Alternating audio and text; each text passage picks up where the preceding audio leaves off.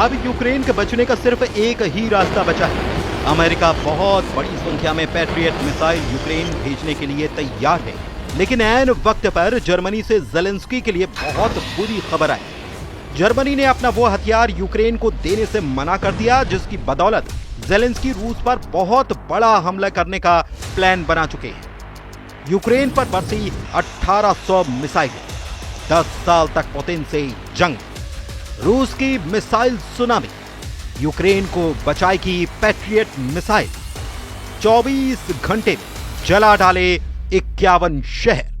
अगर 3.5 साल बाद भी रूस यूक्रेन जंग कम होने की बजाय तेज हो रही है तो इसका मतलब साफ है, रूस के खिलाफ अमेरिका और नेटो देश बड़ी जंग की तैयारी में जुट गए हैं। यूक्रेन पर पिछले कुछ हफ्तों में ही 1800 से ज्यादा मिसाइलें रूस की तरफ से दागी जा चुकी हैं। पिछले कुछ हफ्तों में यूक्रेन पर 1500 से ज्यादा हवाई हमले हो चुके हैं और ऐसे हालात में अब अमेरिका के साथ जर्मनी, फ्रांस, ब्रिटेन यूक्रेन को बचाने के लिए एड़ी चोटी का जोर लगा रहे हैं। राष्ट्रपति ट्रंप के सामने सबसे बड़ी चुनौती यह है कि पुतिन को वो कंट्रोल नहीं कर पाए हैं, जबकि पुतिन यूक्रेन में अपने लक्ष्य को लेकर पूरी तरह से कॉन्फिडेंट हैं कि वो यूक्रेन के इलाकों पर कब्जा कर लेंगे। कुल मिलाकर इस वक्त जहां रूसी जनरल यूक्रेन में घुसकर इलाकों को चेक कर रहे हैं, तो दूसरी तरफ अमेरिका अपने घातक हथियार नेटो देशों को बेचने में जुट गया है। 50 से ज्यादा F-35 जेट की डिमांड अमेरिका भेजी जा चुकी है। ऐसे हालात में अब सवाल उठता है कि पुतिन का अगला कदम क्या होगा। यूक्रेन और रूस के बीच चल रहे संघर्ष ने एक और खतरनाक मोड़ ले लिया है। 13 जुलाई को यूक्रेनी राष्ट्रपति वोलोदिमिर ज़ेलेंस्की ने रूस के द्वारा किए गए ताज़े हमलों को खौफनाक बताते हुए इसे पुतिन का शैतानी हमला करार दिया है। 9 जुलाई को ही रूस ने एक दिन में 728 शाहिद ड्रोन हमले यूक्रेन पर किए थे। इसके अलावा रूस ने इस्कंदर और किंजल मिसाइलों का जमकर इस्तेमाल किया। ज़ेलेंस्की के मुताबिक रूस का उद्देश्य केवल यूक्रेन की हवाई सुरक्षा प्रणाली को कमजोर करना नहीं, बल्कि बड़े शहरों की सुरक्षा को भी भेदना है। एक दिन में 1000 से अधिक ड्रोन यूक्रेन पर छोड़े गए, जिसके सामने यूक्रेन का एयर डिफेंस सिस्टम नाकाम साबित हो गया। इसी को देखते हुए ट्रंप सरकार ने यूक्रेन को पैट्रियट मिसाइल सिस्टम देने का मन बना लिया है। जर्मनी ने कहा है कि यूक्रेन के लिए पैट्रियट वायु रक्षा प्रणालियों की बिक्री पर वॉशिंगटन से बहुत सकारात्मक संकेत मिले।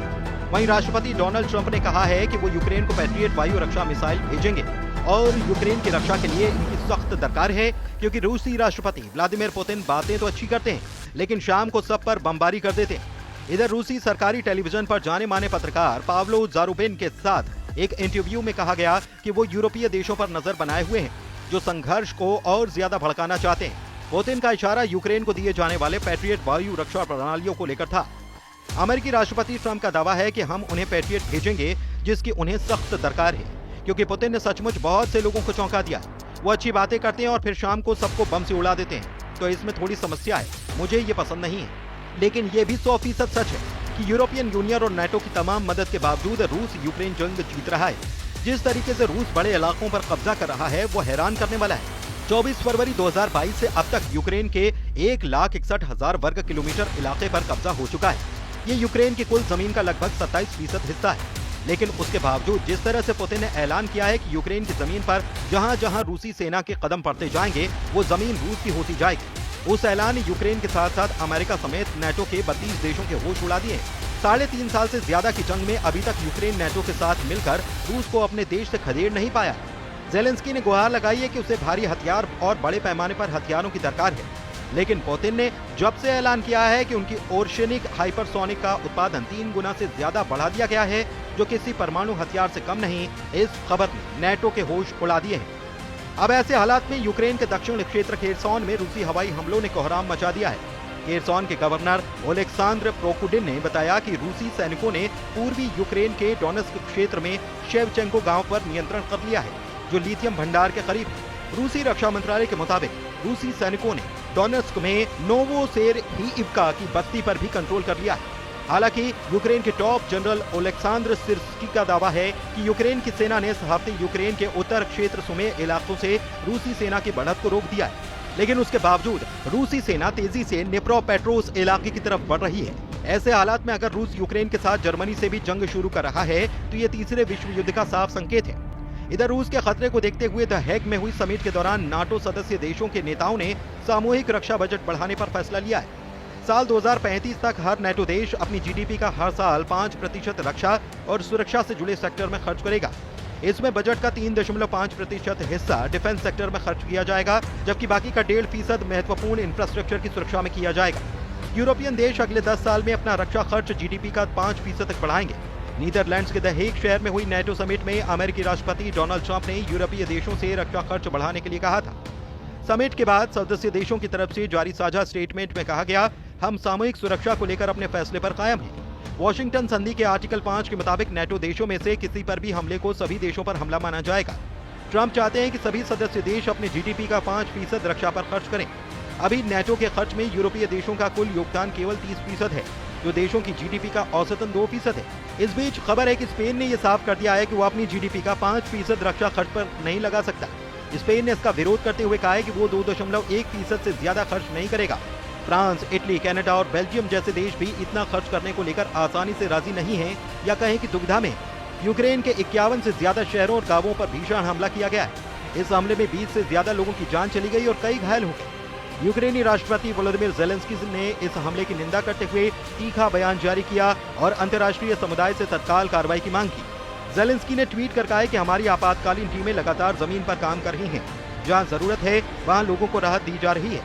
ज़ेलेंस्की ने लिखा है कि रूसी हमले की भयावहता का अंदाजा इसी बात से लगाया जा सकता है कि रूस ने एक ही रात में लगभग 339 हमलावर ड्रोन से अटैक किए। इसमें ज्यादातर ईरान निर्मित शाहिद 136 बी ड्रोन थे, जिन्होंने यूक्रेन के इलाकों को तबाह किया। इसके साथ ही रूस ने करीब 70 बैलिस्टिक और क्रूज मिसाइलों से भी अलग अलग शहरों पर हमला किया।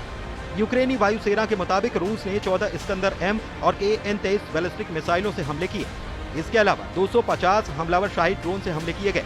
यूक्रेनी सेना का दावा है कि उसके यूक्रेन की 6 बैलिस्टिक मिसाइलों और 128 ड्रोन को मार गिराया। रूसी हमलों से यूक्रेन की राजधानी कीव समेत Zhytomyr, Khmelnytskyi, Ternopil, Chernihiv, Sumy, Odesa, Poltava, Dnipro, Mykolaiv, Kharkiv और चरकासी क्षेत्र में भारी नुकसान हुआ है। यूएन के मुताबिक 3.5 साल से ज्यादा की जंग में 30 लाख यूक्रेनी अपने ही देश में दूसरे ठिकानों पर जा चुके हैं, जबकि 60 लाख से ज्यादा यूक्रेनी विदेशों में शरण लिए हुए हैं। इधर पुतिन ने अमेरिका और यूक्रेन को साफ कह दिया है कि अगर सीज फायर चाहते हो तो यूक्रेन के कम से कम 5 प्रांत रूस के हवाले कर दो। हम आपको बताएं कि रूस ने इन इलाकों पर हमले तेज किए हैं जिन पर वो कब्जा करना चाहता है। रूसी मिसाइलों के हमले, रूसी फाइटर जेट के हमले, रूसी ड्रोन के हमले, रूसी टैंक, तोप और रॉकेट से हमले यूक्रेनी सेना पर बेहद भारी पड़े। जब से अमेरिका ने यूक्रेन से दूरी बनाई है, उसके बाद से यूक्रेन का एयर डिफेंस सिस्टम बेहद कमजोर साबित हुआ है। रूसी सेना आसानी से यूक्रेनी सेना को मार रही है। एक एक मोर्चे पर 300 से 400 से ज्यादा सैनिक मारे जा चुके हैं। हालात ये है कि महज 90 दिन में ही 472 मोर्चे पर 22,000 यूक्रेनी सैनिक मारे जा चुके हैं। पिछले 4 दिनों से जो तस्वीरें आ रही हैं वो बेहद भयावह है। रूसी हमलों से यूक्रेन का खार्किव इलाका आग का गोला बन चुका है। अब आप ये जान लीजिए कि पूर्वी यूक्रेन के डोनेत्स्क में वो कौन से 7 इलाके हैं जहां पर यूक्रेनी सेना की बुरी तरह से हार हुई है। अमेरिका स्थित institute for the study of war यानी कि ISW के मुताबिक रूसी सेना महज 48 घंटे के अंदर यूक्रेन के 7 सीमावर्ती इलाकों में जबरदस्त बढ़त बना चुकी है। ISW के दावों के मुताबिक पूर्वी यूक्रेन के डोनेत्स्क क्षेत्र में सिवरस्क, टोरेत्स्क, पोक्रोवस्क, वेलिका, नोवोसिल्का शहरों पर रूसी सेना ने कब्जा करने का दावा कर दिया है। यहाँ तक कि यूक्रेन के ज़ापोरिज़िया क्षेत्र में बढ़त हासिल कर ली है। इसके अलावा रूस के बेलगरद शहर के उत्तर पश्चिम में मध्य डेमिटोवका, वर्खनो काम्यान्स्क और उत्तर दिशा की तरफ पोक्रोवस्क, वेलिका, नोवोसिल्का पर पूरी तरह से कब्जा कर लिया है। रूस लंबे समय से यूक्रेन के लोहांस्क, डोनेत्स्क, खेरसोन और ज़ापोरिज़िया इलाके पर सितंबर 2022 से कब्जा करके बैठा है। जहाँ कभी कभी रूस को बढ़त मिलती है तो कभी यूक्रेनी सेना रूस सेना को खदेड़ देती है। अब ऐसे हालात में देखना होगा कि रूस को काबू में करने के लिए अगर नेटो और अमेरिका जरूरत से ज्यादा हथियार यूक्रेन को देते हैं तो क्या रूस इसे बर्दाश्त कर पाएगा, और अगर नहीं करेगा तो रूस का अगला निशाना फ्रांस, जर्मनी और क्या ब्रिटेन हो सकते हैं।